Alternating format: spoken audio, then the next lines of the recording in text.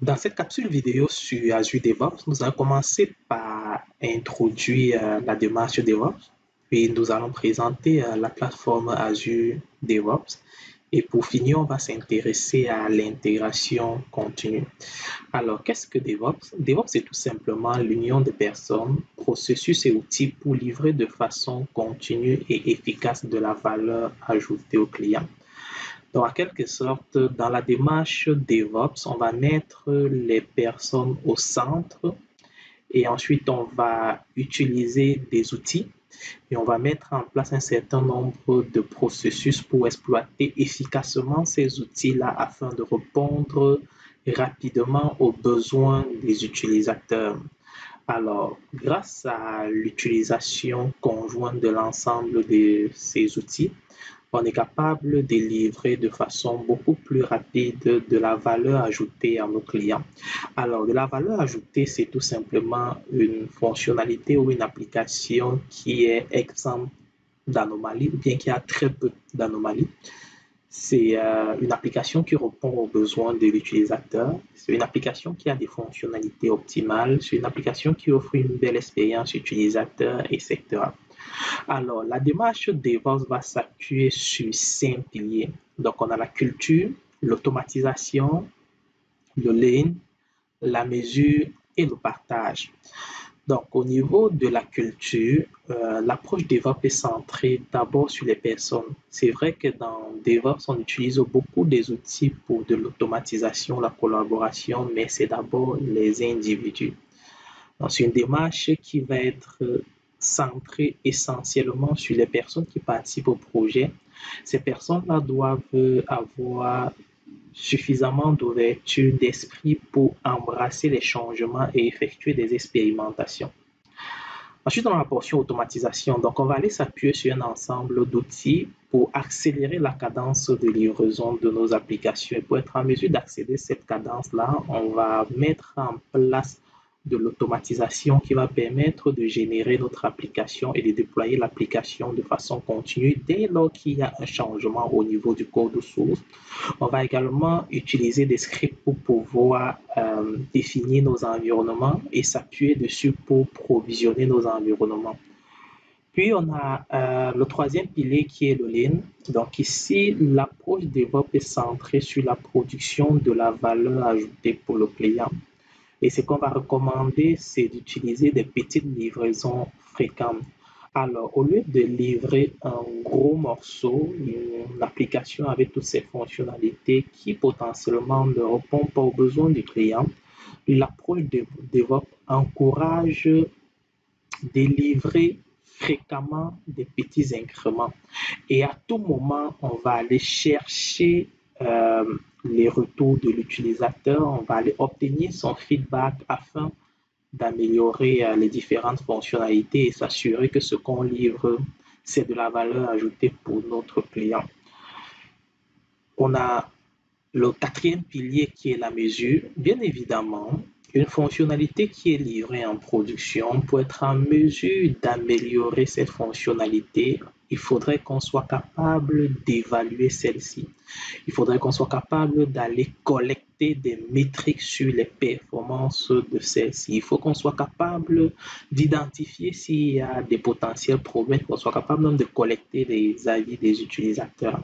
Alors, c'est cette portion-là qui va nous permettre justement dans la démarche DevOps de mettre en place un certain nombre d'outils qui va permettre de collecter et d'évaluer à tout moment ce qui a été livré afin d'être en mesure de s'améliorer rapidement. Et pour finir, on a le pilier, le cinquième et dernier pilier qui est le partage. Donc, en approche DevOps, on va encourager la collaboration et la communication entre les ressources qui participent au projet. Également, on va s'appuyer sur une documentation qui est ouverte et accessible à tous. Donc, il faudrait vraiment que les équipes travaillent conjointement et que tout ce qui est communication, tout ce qui est documentation soit disponible et accessible à toutes les parties prenantes du projet. Alors, pour mettre en place le DevOps, on va bien évidemment utiliser des outils. Quels sont des outils qu'on peut utiliser pour pouvoir gérer le cycle de vie de notre projet. On a les outils d'intégration continue qui vont ici aider dans l'amélioration de la fréquence des livraisons et la qualité des applications. Okay. Ces outils vont s'appuyer sur des gestionnaires de code comme Azure Repo et à ce moment-là, chaque fois qu'il y a des modifications dans le code source, l'intégration continue va prendre la relève pour générer l'application, exécuter les essais unitaires et bien évidemment générer l'artefact qui sera déployé dans les différents environnements d'exécution de notre application. Pour mettre en place de l'intégration continue, il nous faut donc un gestionnaire de code source et un outil d'automatisation et d'exécution de tâches comme Azure Pipeline ou encore des serveurs comme Jenkins.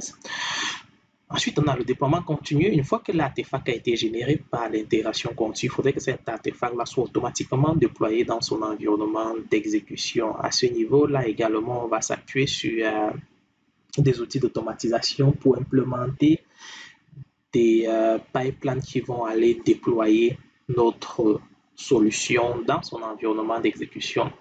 Bien évidemment, au niveau de l'apprentissage et du monitoring, on aura des outils de collecte des métriques, notamment Application Insight, la plateforme infonuagique Microsoft Azure, qui va permettre de collecter des performances etc. sur notre application afin de savoir comment celle-ci se comporte dans son environnement d'exécution et être en mesure d'apporter des ajustements si besoin. Alors ça, c'est pour ce qui est d'une introduction rapide à la démarche DevOps. Il existe plusieurs outils permettant de bénéficier du DevOps dans l'ensemble de nos projets. L'un de ces outils qui est unifié et offre plusieurs services s'appelle Azure DevOps. C'est justement ce service-là qui va nous intéresser dans le cadre de ces capsules vidéo sur DevOps.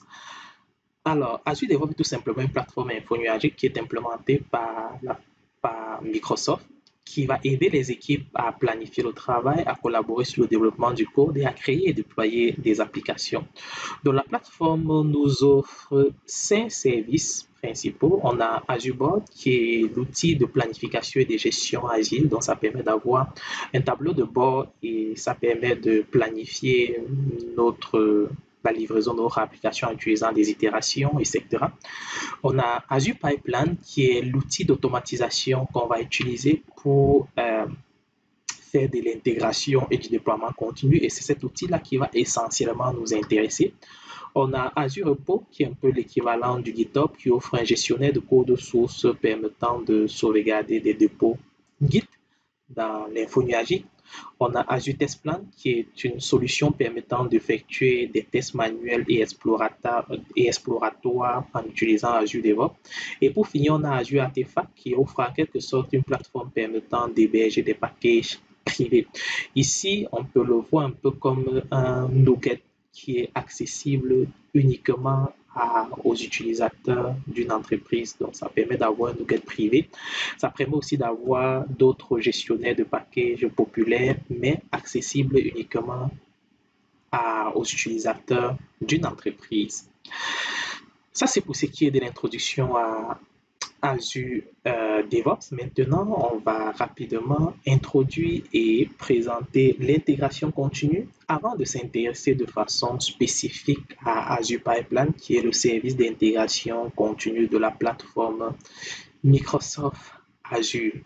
Alors, qu'est-ce que l'intégration continue? L'intégration continue est tout simplement un ensemble de pratiques qui va consister à vérifier à chaque modification de notre code que le résultat ne produit pas des régressions dans l'application qui est développée. Alors concrètement, qu'est-ce qui se passe? Nous avons un gestionnaire de code source qui nous permet d'implémenter notre application. Ce gestionnaire nous permet de collaborer sur le code. Donc, on est 1, 2, 3 ou 4 développeurs qui travaillent sur un projet. On a donc le gestionnaire de code source qui nous permet chaque fois d'apporter nos ajustements et de sauvegarder ces ajustements dans un dépôt distant afin que les autres collaborateurs puissent accéder à cela et bien évidemment implémenter leurs propres modifications. Alors, chaque fois que moi je fais des modifications de mon côté, il faudrait que, à partir du moment où je pousse mes modifications sur le dépôt de code source, il faudrait qu'un processus automatisé s'occupe de compiler mon application. En compilant, ça permet justement de s'assurer que la modification que je viens de pousser, je n'ai pas des erreurs de programmation là-dedans, je n'ai pas des erreurs de syntaxe. Donc, s'il y a ces erreurs-là, l'étape de compilation va tout simplement échouer. Une fois que la compilation est passée, il y a également une tâche qui va s'exécuter automatiquement pour récupérer tous les tests unitaires qui sont dans ce projet-là et les exécuter pour s'assurer que ma modification n'apporte pas des régressions. Okay? Une fois que c'est fait, à ce moment-là, il y aura des résultats qui vont être publiés avec l'artefact qui est publié. Alors, chaque fois que j'apporte des ajustements dans mon code, l'intégration continue va permettre de s'assurer à tout moment que mon code est exempt d'anomalies, n'apporte pas de régression avec l'exécution des tests unitaires et bien évidemment, à la fin, il va générer les résultats des tests et l'artefact qui va être utilisé pour déployer tout simplement mon application dans son environnement d'exécution. Alors, qu'est-ce qu'il faut pour mettre en place de l'intégration continue? Ça demande d'abord que notre code soit partagé via un système de contrôle de version. Jusqu'ici, on a vu comment utiliser GitHub pour le faire.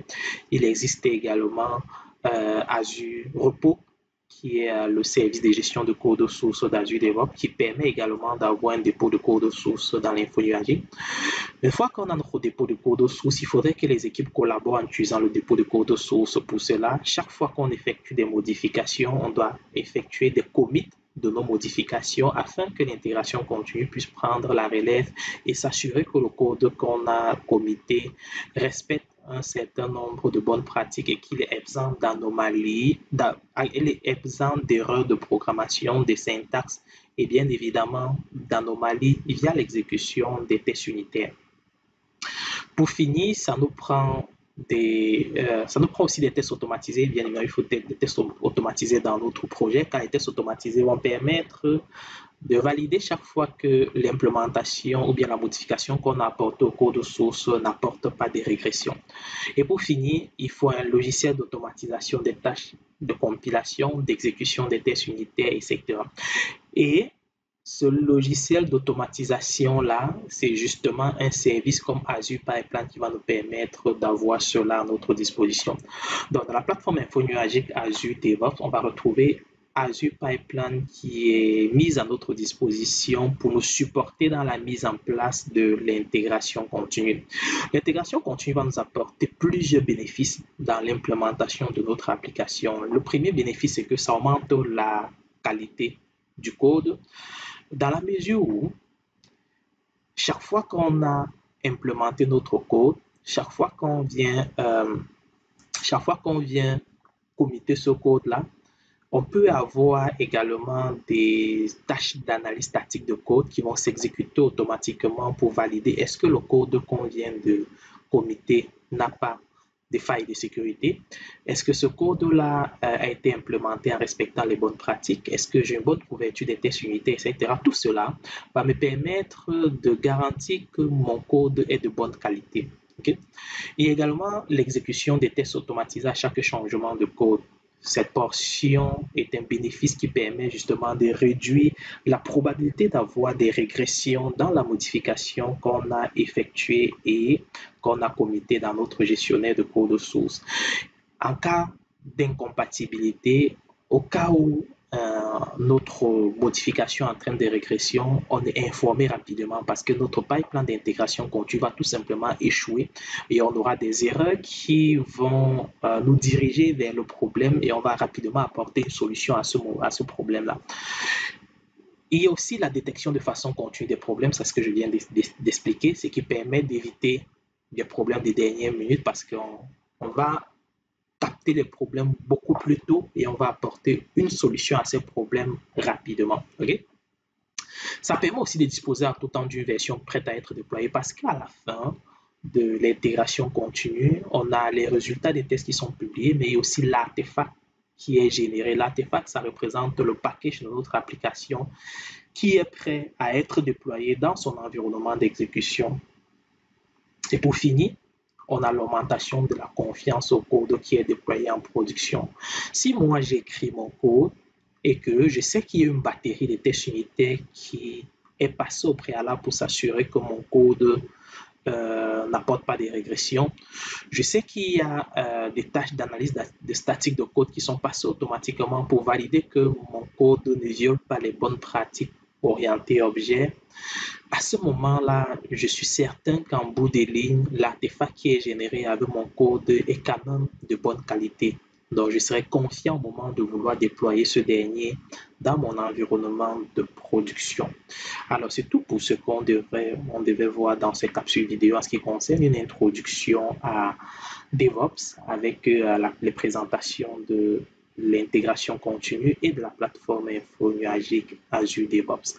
Dans la prochaine capsule vidéo, nous allons introduire le service Azure Pipeline qui va nous permettre d'implémenter nos pipelines d'intégration et de déploiement continu.